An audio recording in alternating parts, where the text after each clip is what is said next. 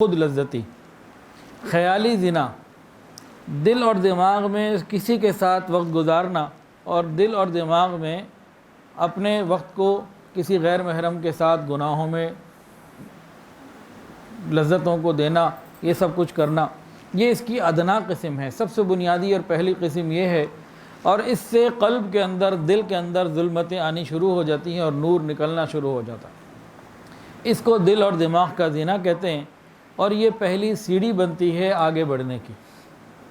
اس کے بعد ایک دوسری قسم ہے ہاتھ کے ذریعے اپنی شہوت کو پورا کرنا، وہ مرد کرے عورت کرے، تو ہاتھ کے ذریعے اس چیز کو پورا کرنا، یہ مفسرین لکھتے ہیں، جمہور علماء لکھتے ہیں، فقہاء لکھتے ہیں کہ یہ حرام ہے۔ تفسیر روح المعانی کے اندر لکھا ہوا ہے کہ جمہور علماء اس خود لذتی کی حرمت کے اوپر متفق ہیں۔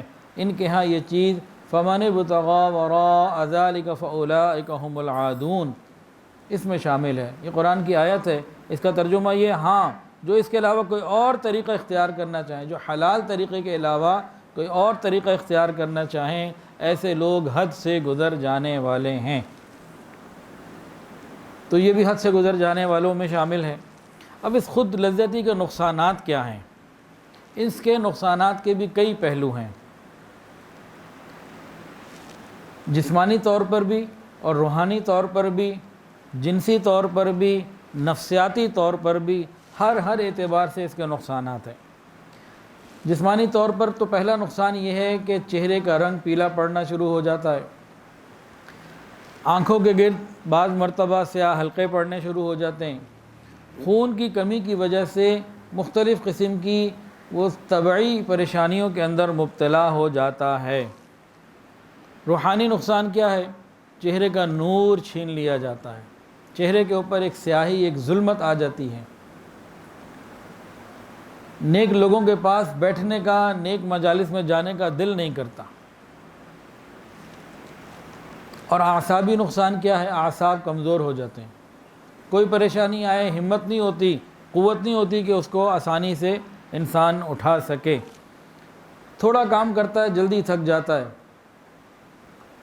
جوانی کے اندر ہی بڑھاپے کی چیزیں شروع ہو جاتی ہیں، کام چور بن جاتا ہے، دل ہی نہیں کرتا کام کرنے کو، اور جناب غصہ بھی بڑھ جاتا ہے۔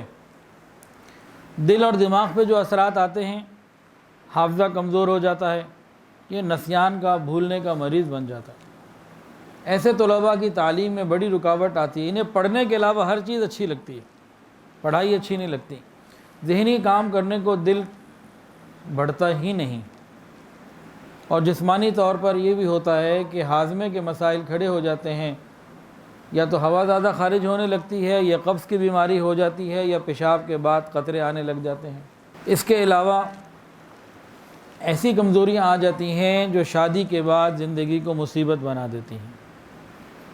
تو یہ راستہ ہی ایسا ہے کہ جس میں نقصانات ہی نقصانات ہیں۔ اس کے بعد ایک ہوتا ہے جن سے مخالف سے اپنی شہوت کو پورا کرنا حرام طریقے سے۔ خود لذتی کے بعد اگلا معاملہ یہ ہے، اس کا کیا سلسلہ؟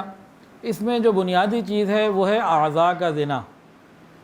حدیث کے اندر آتا ہے، آنکھ نے حرام دیکھا، آنکھ کا زنا، ہاتھ نے نامحرم کو ہاتھ لگایا، ہاتھ کا زنا، کانوں سے اسے لمبی لمبی باتیں ہو رہی ہیں تو یہ کانوں کا زنا، دماغ میں سوچ رہا ہے، پلان کر رہا ہے تو یہ دل دماغ کا زنا۔ حدیث سنیے، تم میں سے کسی کے سر میں لوہے کی کوئی چیز ڈال کے زخمی کر دیا جائے، لوہے سے سر زخمی کر دیا جائے، یہ زیادہ بہتر ہے اس سے کہ انسان کسی غیر محرم کو ہاتھ لگائے۔ ویڈیو کے نیچے سبسکرائب کے بٹن پہ کلک کریں، بیل کے آئیکن پہ کلک کیجئے تاکہ ہر نئی ویڈیو کی نوٹیفیکیشن آپ کو مل جائے۔